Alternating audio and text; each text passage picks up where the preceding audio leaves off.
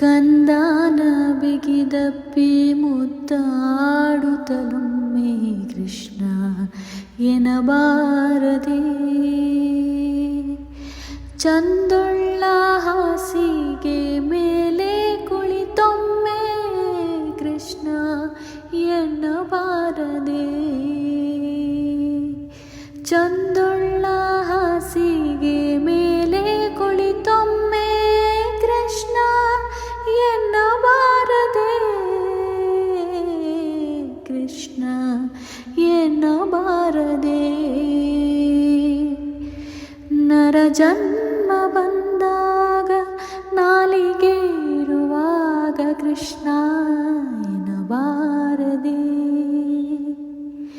ಕೃಷ್ಣನ ನೆನೆದರೆ ಕಷ್ಟ ಒಂದಿಷ್ಟಿಲ್ಲ. ಕೃಷ್ಣನ ನೆನೆದ